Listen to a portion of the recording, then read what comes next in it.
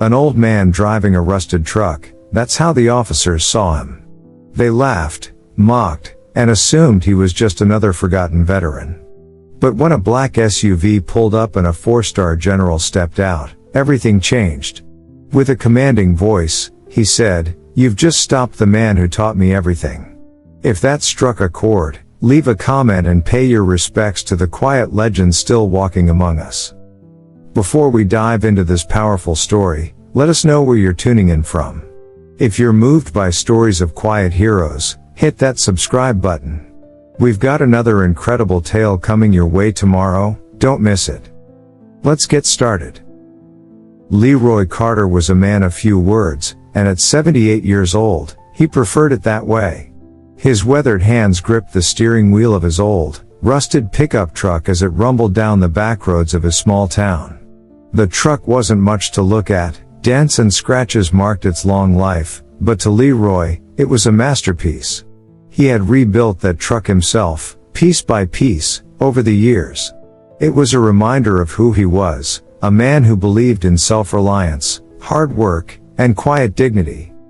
Dressed in a faded denim jacket and a cap that read US Navy, Leroy looked like just another elderly man with a lifetime of stories hidden beneath the surface. No one ever noticed him, and that was exactly how he liked it. He wasn't seeking attention. He didn't need anyone's praise. That morning, Leroy had stopped by the hardware store to pick up materials for a neighbor in need. She couldn't afford to fix her wheelchair ramp, so Leroy did it for free, just another quiet act of service from a man who had given more to his country than most could ever comprehend. It was a warm, quiet afternoon when Leroy's drive home was interrupted by the flashing red and blue lights in his rearview mirror. He wasn't in a rush, never was. With his hands firmly on the wheel, Leroy guided his truck to the side of the road without hesitation. He could feel the eyes of the two young officers on him as they approached, their boots kicking up dust from the gravel road. One officer, a tall, scruffy man with a smug grin, tapped the hood of the truck. "No plates. No tags. What's the deal here, old man?" he muttered, his tone dripping with mockery. The other officer, a younger guy with a nervous twitch, stared at the truck, clearly judging it as nothing more than a pile of junk. Leroy stayed silent, his gaze steady on the road ahead, the weight of years spent in service making him unflappable. The officers circled the truck, tapping on the rusted metal and making sarcastic remarks. One of them sneered, "What do you think this is, some stolen junk or just an old man driving a busted vehicle?" Leroy didn't flinch. He simply answered, his voice calm but firm, "It's mine. It's been mine since 1968. The officers scoffed, disbelief evident in their eyes. They asked for his ID, and when Leroy handed it over, they exchanged a look that said everything. They didn't believe him. One of the officers laughed, saying, "Retired? Yeah, sure. Just sit tight, old man." Leroy stayed still, calm as ever, knowing that this encounter was about to take a very unexpected turn. The minutes dragged by, each one heavier than the last. Leroy sat there, the warm sun beating down on his weathered face, hands still resting calmly on the steering wheel. The officers had pulled him out of the truck by now, asking him questions with little respect, but Leroy didn't react. He had been through worse. He had learned long ago that keeping calm in the face of tension was the best way to maintain control. As the officers circled the truck once again, making jokes and sneering, Leroy's thoughts drifted back to other times. Other places. He had been to the mountains of Afghanistan, the jungles of Colombia. He had built hospitals under enemy fire, helped evacuate civilians in flooded towns, and served his country with a quiet determination that only those who truly knew him understood. Just as one of the officers sarcastically suggested that Leroy was probably hauling moonshine in the back of the truck, a black SUV appeared at the end of the street. The engine roared to life, cutting through the still air, and with it came an undeniable presence. The officers, who had grown bored of their routine stop, suddenly stood up straighter. The vehicle pulled up slowly, and as it did, a tall man in full military regalia stepped out, his uniform gleaming under the midday sun. The officers froze, caught off guard by the unexpected visitor. "Which of you stopped this man?" The voice was sharp, commanding, like the authority of someone who had seen more than his fair share of battlefields.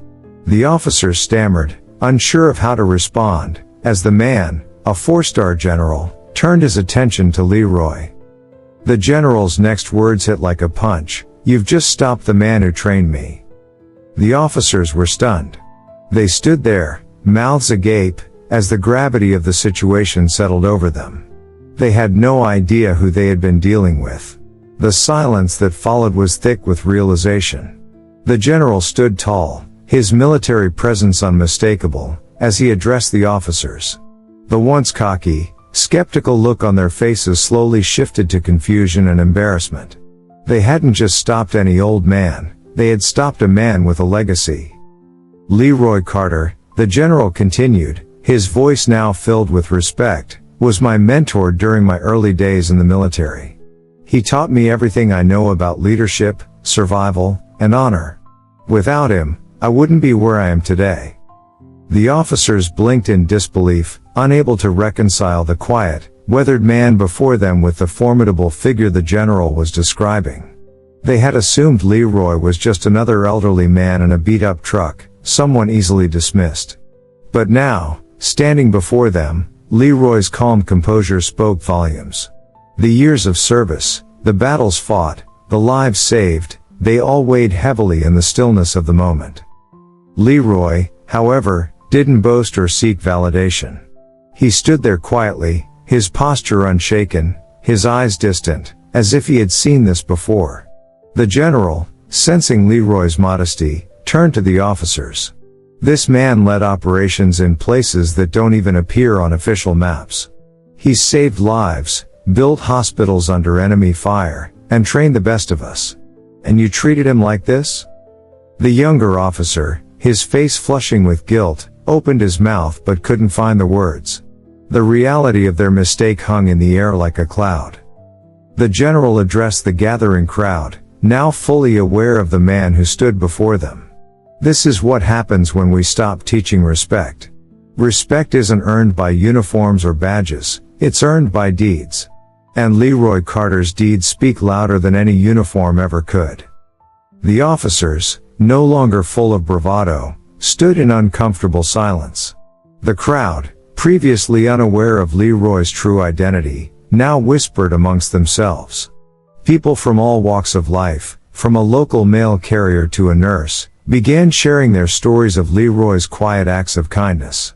How he had helped build wheelchair ramps for disabled veterans, how he had delivered food to elderly neighbors, how he had volunteered in countless ways without ever asking for anything in return. Leroy's legacy was unfolding before them, and it was nothing like what they had assumed.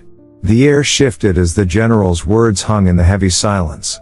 Leroy stood there, calm and composed, while the crowd around him slowly began to understand who he truly was. People whispered his name, their respect for him growing with each passing second. One by one, they shared stories, small but powerful moments where Leroy had made a difference in their lives.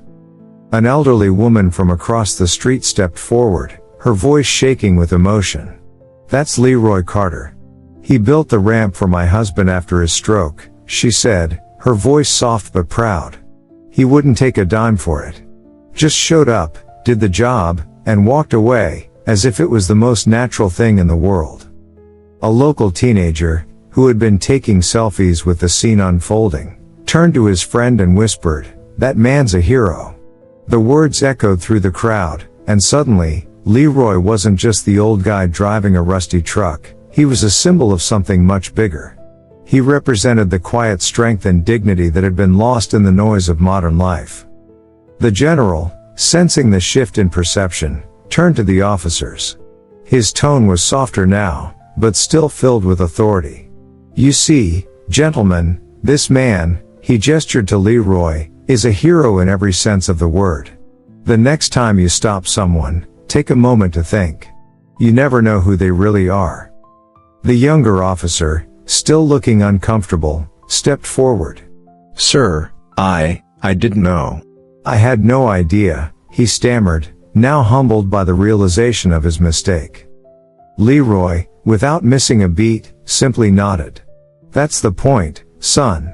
You never know who you're stopping."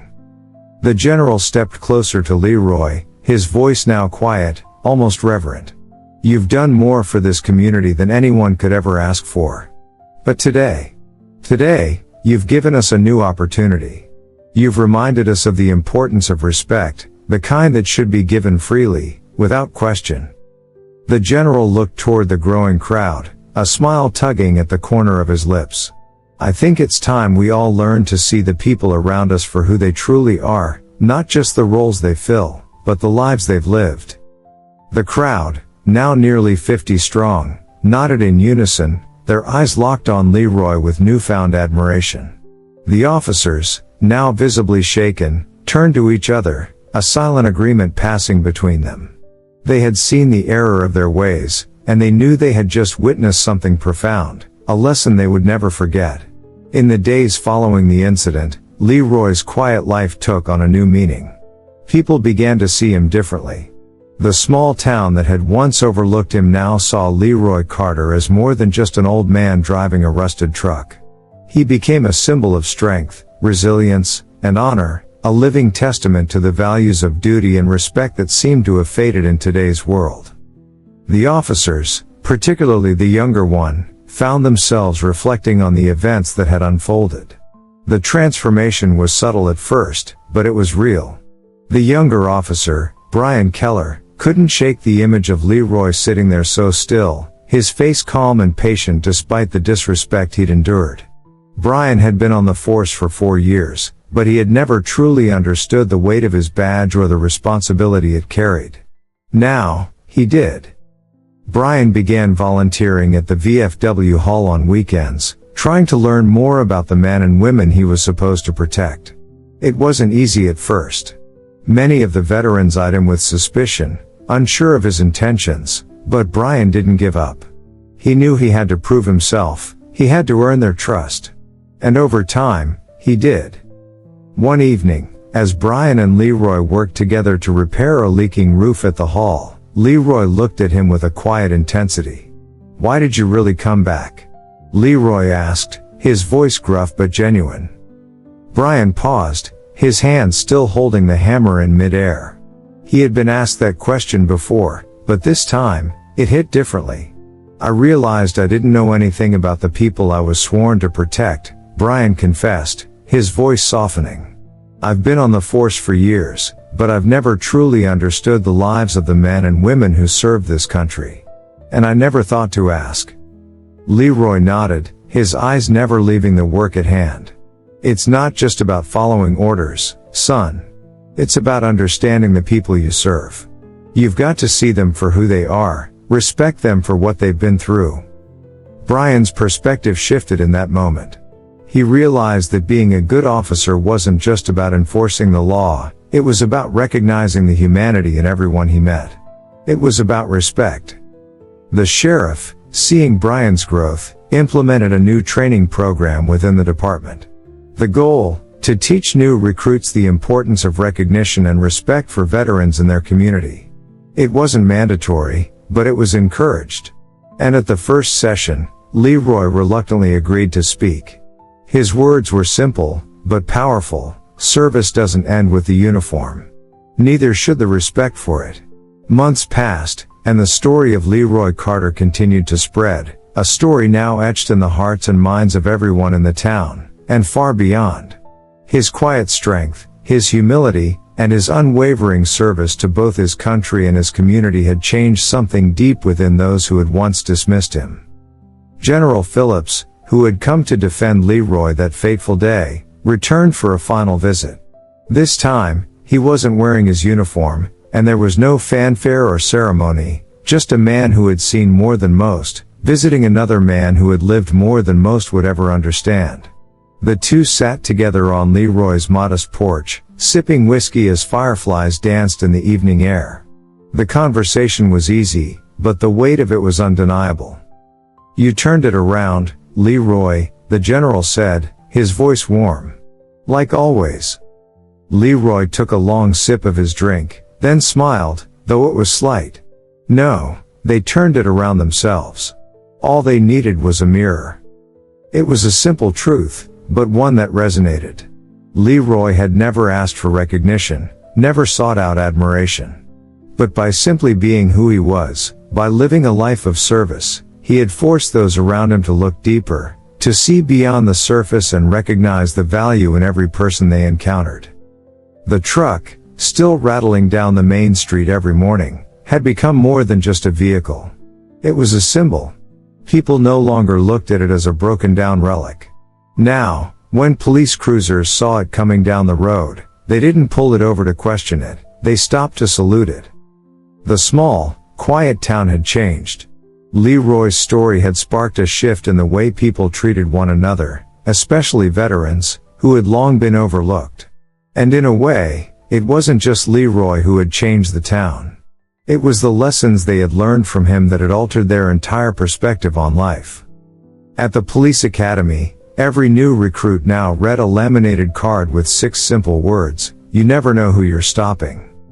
The respect that had once been given only to those wearing a uniform was now extended to everyone who had earned it through their actions, not just their badges.